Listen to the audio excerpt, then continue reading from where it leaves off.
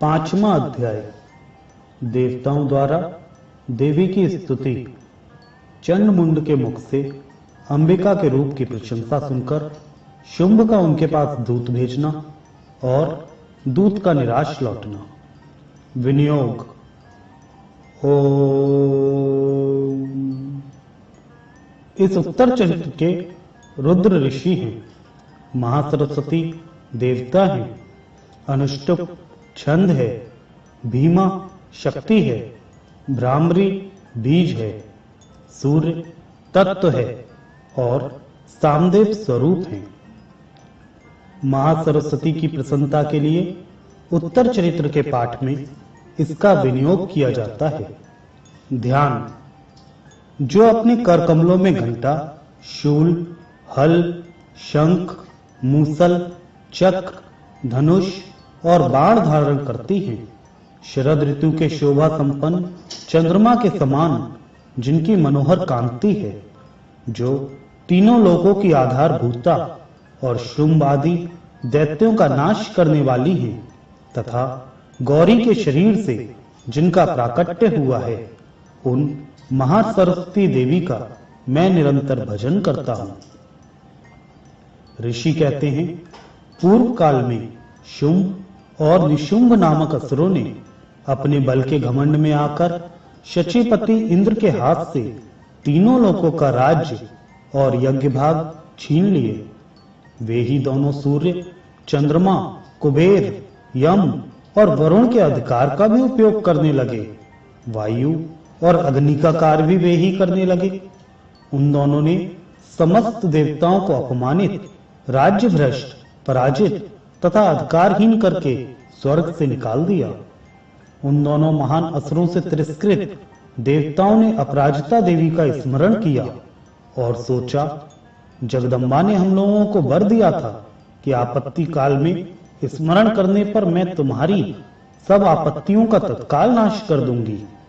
यह विचार कर देवता गिरिराज हिमालय पर गए और वहां भगवती विष्णु माया की स्तुति करने लगे।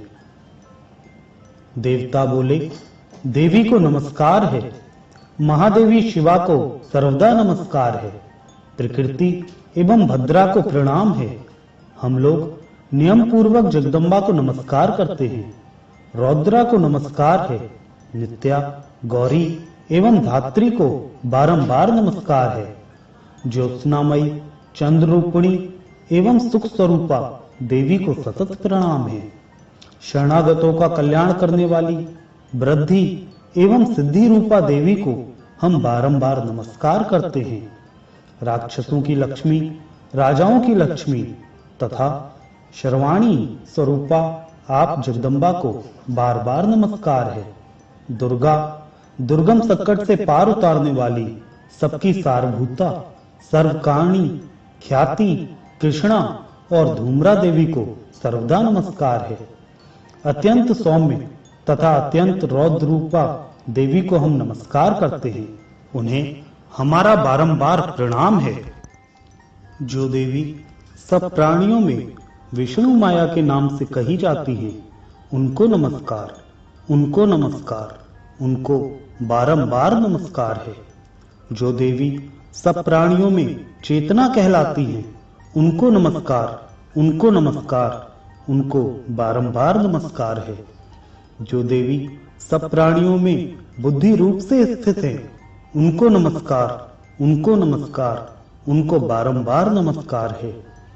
जो देवी सब प्राणियों में निंद्रा रूप से स्थित है, उनको नमस्कार, उनको नमस्कार, उनको बारंबार नमस्कार है। जो देवी सब प्राणियों में क्षुधा रूप से स्थित हैं, उनको नमस्कार, उनको नमस्कार, उनको बारंबार नमस्कार है।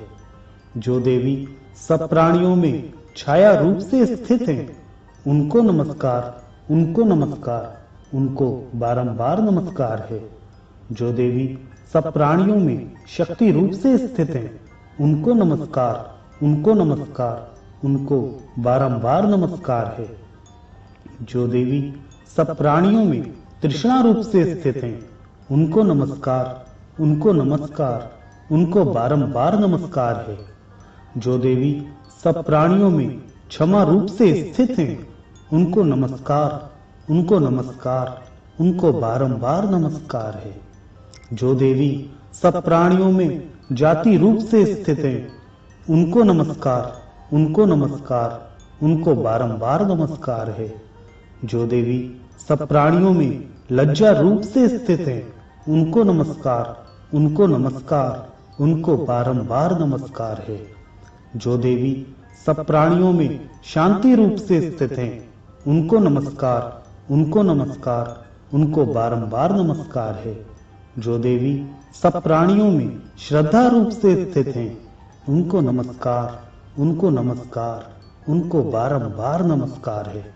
जो देवी सब प्राणियों में कांति रूप से स्थित हैं, उनको नमस्कार, उनको नमस्कार, उनको बारंबार नमस्कार है। जो देवी सब प्राणियों में लक्ष्मी रूप से स्थित हैं, उनको नमस्कार, उनको नमस्कार, उनको बारंबार नमस्कार है। जो देवी सब प्राणियों में वृत्ति रूप से स्थित हैं, उनको नमस्कार, उनको नमस्कार, उनको बारंबार नमस्कार है। जो देवी सब प्राणियों में स्मृति रूप से स्थित हैं, उनको नमस्कार, उनको नमस्कार, उनको बारंबार नमस्कार है। जो देवी सब प्राणियों में दया रूप से स्थित हैं, उनको नमस्कार, उनको नमस्कार, उनको बारंबार नमस्कार है। जो देवी सब प्राणियों में तुष्टि रूप से स्थित हैं, उनको नमस्कार, उनको नमस्कार, उनको बारंबार नमस्कार है। जो देवी सब प्राणियों में माता रूप से स्थित हैं, उनको नमस्कार, उनको नमस्कार, उनको बारंबार नमस्कार है। जो देवी सब प्राणियों में भ्रांति रूप से स्थित हैं, उनको नमस्कार, उनको नमस्कार, उनको बारंबार नमस्कार है। जो जीवों के इंद्रिय वर्ग की अधिष्ठात्री देवी एवं सब प्राणियों में सदा व्याप्त रहने वाली हैं, उन व्याप्त देवी को बारंबार नमस्कार है। जो देवी चैतन्य रूप से इस संपूर्ण जगत को व्याप्त करके स्थित हैं, उनको नमस्कार, उनको नमस्कार, उनको बारंबार नमस्कार है। पूर्व काल में अपने अभीष्ट की प्राप्ति होने से देवताओं ने जिनकी स्तुति की तथा देवराज इंद्र ने बहुत दिनों तक जिनका सेवन किया, वह कल्याण की साधन भूता ईश्वरी हमारा कल्याण और मंगल करे तथा सारी आपत्तियों का नाश कर डाले। वो दंड दैत्यों से सताए हुए हम सभी देवता जिन परमेश्वरी को इस समय नमस्कार करते हैं तथा जो भक्ति से विनम्र पुरुषों द्वारा स्मरण की जाने पर तत्काल ही हमें संपूर्ण विपत्तियों का नाश कर देती है, वे जगदम्बा हमारा संकट दूर करें। ऋषि कहते हैं, राजन, इस प्रकार जब देवता स्तुति कर रहे थे, उस समय पार्वती देवी गंगा जी के जल में स्नान करने के लिए वहां आई। उन सुंदर भावों वाली भगवती ने देवताओं से पूछा, आप लोग यहाँ किसकी स्तुति करते हैं? तब उन्हीं के शरीर कोश से प्रकट हुई शिवा देवी बोली, शुंभ दैत्य से तिरस्कृत और युद्ध में निशुंभ से पराजित हो यहाँ एकत्रित हुए ये समस्त देवता मेरी ही स्तुति कर रहे हैं। पार्वती जी के शरीर कोश से अंबिका का प्रादुर्भाव हुआ था, इसलिए वे समस्त लोकों में कौशिकी कही जाती हैं। कौशिकी के प्रकट होने के बाद पार्वती देवी का शरीर काले रंग का हो गया, अतः वे हिमालय पर रहने वाली कालका देवी के नाम से विख्यात हुई। तदंतर शुंभ निशुंभ के भृत्य चंडमुंड वहां आए और उन्होंने परम मनोहर रूप धारण करने वाली अंबिका देवी को देखा। फिर वे शुंभ के पास जाकर बोले, महाराज, एक अत्यंत मनोहर स्त्री है जो अपनी दिव्य कांति से हिमालय को प्रकाशित कर रही है। वैसा उत्तम रूप कहीं किसी ने भी नहीं देखा होगा। असुरेश्वर, पता लगाइए वह देवी कौन है और उसे ले लीजिए। स्त्रियों में तो वह रत्न है, उसका प्रत्येक अंग बहुत ही सुंदर है तथा वह अपने श्री अंगों की प्रभा से संपूर्ण दिशाओं में प्रकाश फैला रही है। दैत्यराज, अभी वह हिमालय पर ही मौजूद है, आप उसे देख सकते हैं। प्रभु, तीनों लोकों में मणि, हाथी और घोड़े आदि जितने भी रत्न हैं वे सब इस समय आपके घर में शोभा पाते हैं। हाथियों में रत्नभूत ऐरावत, यह परिजात का वृक्ष और यह उच्च श्रवा घोड़ा, यह सब आपने इंद्र से ले लिया है। हंसों से जुता हुआ यह विमान भी आपके आंगन में शोभा पाता है। यह रत्नभूत अद्भुत विमान जो पहले ब्रह्मा जी के पास था, अब आपके यहाँ लाया गया है। यह महापद्म नामक निधि आप कुबेर से छीन लाए हैं। समुद्र ने भी आपको किंजलकिनी नाम की माला भेंट की है, जो केसरों से सुशोभित है और जिसके कमल कभी कुमलाते नहीं हैं। स्वर्ण की वर्षा करने वाला वरुण का छत्र भी आपके घर में शोभा पाता है, तथा यह श्रेष्ठ रथ जो पहले प्रजापति के अधिकार में था, अब आपके पास मौजूद है। दैत्योश्वर मृत्यु की उत्क्रांतता नाम वाली शक्ति भी आपने छीन ली है, तथा वरुण का पाश और समुद्र में होने वाले सब प्रकार के रत्न आपके भाई निशुंभ के अधिकार में हैं। अग्नि ने भी स्वतः शुद्ध किए हुए 2 वस्त्र आपकी सेवा में अर्पित किए हैं। दैत्यराज, इस प्रकार सभी रत्न आपने एकत्र कर लिए हैं। फिर जो यह स्त्रियों में रत्न रूप कल्याणमयी देवी है, इसे आप क्यों नहीं अपने अधिकार में कर लेते? ऋषि कहते हैं, चंडमुंड का यह वचन सुनकर शुंभ ने महादैत्य सुग्रीव को दूत बनाकर देवी के पास भेजा और कहा, तुम मेरी आज्ञा से उसके सामने ये बातें कहना और ऐसा उपाय करना जिससे प्रसन्न होकर वह शीघ्र ही यहाँ आ जाए। वह दूत पर्वत के अत्यंत रमणीय प्रदेश में जहाँ देवी मौजूद थी गया और मधुर वाणी में कोमल वचन बोला। दूत बोला, देवी, दैत्यराज शुंभ इस समय तीनों लोकों के परमेश्वर हैं। मैं उन्हीं का भेजा हुआ दूत हूँ और यहाँ तुम्हारे ही पास आया हूँ। उनकी आज्ञा सदा सब देवता एक स्वर से मानते हैं, कोई उसका उल्लंघन नहीं कर सकता। वे संपूर्ण देवताओं को परास्त कर चुके हैं। उन्होंने तुम्हारे लिए जो संदेश दिया है उसे सुनो। संपूर्ण त्रिलोकी मेरे अधिकार में है। देवता भी मेरी आज्ञा के अधीन चलते हैं। संपूर्ण यज्ञों के भागों को मैं ही पृथक पृथक भोगता हूँ। तीनों लोकों में जितने श्रेष्ठ रत्न हैं वे सब मेरे अधिकार में हैं।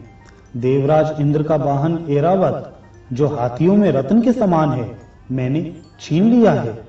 क्षीर सागर का मंथन करने से जो अश्व रत्न उच्चैः श्रवा प्रकट हुआ था, उसे देवताओं ने मेरे पैरों पर पड़कर समर्पित किया है।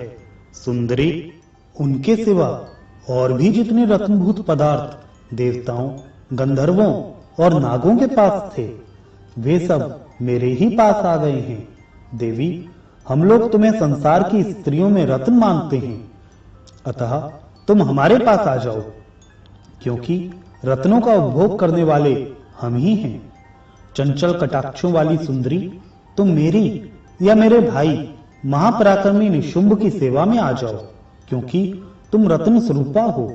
मेरा वरण करने से तुम्हें तुलना रहित महान ऐश्वर्य की प्राप्ति होगी। अपनी बुद्धि से यह विचार कर तुम मेरी पत्नी बन जाओ। ऋषि कहते हैं, दूत के यों कहने पर कल्याणमयी भगवती दुर्गा देवी, जो इस जगत को धारण करती हैं, मन ही मन गंभीर भाव से मुस्कुराई और इस प्रकार बोली।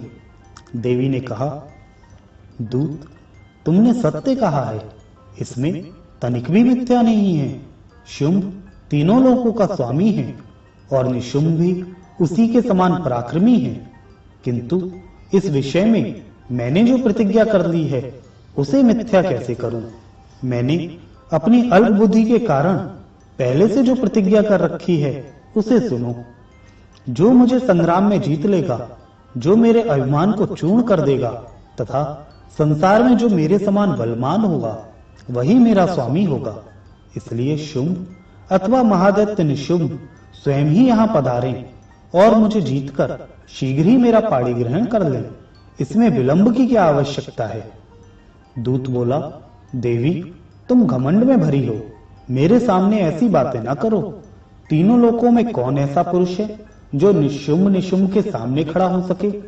देवी, अन्य दैत्यों के सामने भी सारे देवता युद्ध में नहीं ठहर सकते। फिर तुम अकेली स्त्री होकर कैसे ठहर सकती हो? जिन शुंभ आदि दैत्यों के सामने इंद्र आदि सब देवता भी युद्ध में नहीं खड़े हुए, उनके सामने तुम स्त्री होकर कैसे जाओगी? इसलिए तुम मेरे ही कहने से शुंभ निशुंभ के पास चली चलो। ऐसा करने से तुम्हारे गौरव की रक्षा होगी, अन्यथा जब वे केश पकड़कर घसीटेंगे तब तुम्हें अपनी प्रतिष्ठा खोकर जाना पड़ेगा। देवी ने कहा, तुम्हारा कहना ठीक है, शुंभ बलवान है और निशुंभ भी बड़े पराक्रमी हैं, किंतु क्या करूं? मैंने पहले बिना सोचे समझे प्रतिज्ञा कर ली है, अतः अब तुम जाओ। मैंने तुमसे जो कुछ कहा है वह सब दैत्यराज से आदर पूर्वक कहना, फिर वे जो उचित जान पड़े करें।